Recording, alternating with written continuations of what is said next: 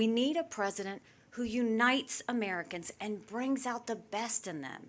Republican presidential hopeful Nikki Haley appears to be elbowing her way into the lane of Florida Governor Ron DeSantis.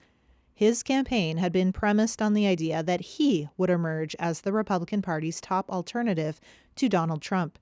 But now, Trump is almost 40 points ahead of DeSantis, according to the latest Reuters Ipsos opinion poll.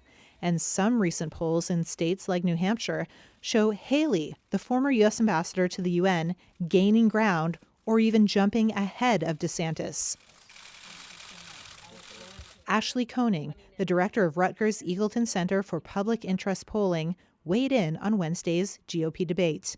Ron DeSantis could be in danger of losing that second place because, again, all of the other candidates besides Trump are tied so closely together. He really needs to not only disassociate and differentiate himself with Trump, but he needs to go on the attack in terms of making sure that he's pointing out criticisms against Donald Trump. Nikki Haley really bested him with the mention of Florida and fracking. Haley challenged DeSantis on oil production during Wednesday's GOP debate, with Haley claiming, quote, "What you don't need is a president who is against energy independence. Ron DeSantis is against fracking. He is against drilling."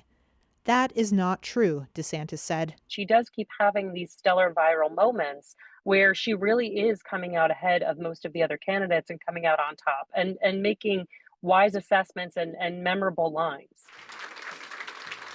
More donors who are crucial to keeping candidates afloat say they are looking closely at Haley as an alternative to frontrunner Trump. I don't play for second. I'm playing to win it. Reuters spoke to a donor who gave more than $1 million to help DeSantis, who said he has doubts that DeSantis can win and is now open to Haley, who's campaigning as a foreign policy hawk. Honestly, I think in a different era of the Republican Party, Nikki Haley would be an absolute star at this point. But there's the Trump factor. So really, for any one of these candidates, many of them within single digits of one another, it would take, it's almost an insurmountable task. It would take a radical shift in the primary cycle for something to happen for one of them to take over Donald Trump's first place right now. And while Nikki Haley may be rising in the polls, it's still putting her anywhere 20 to 30 points lower than Donald Trump, if not more.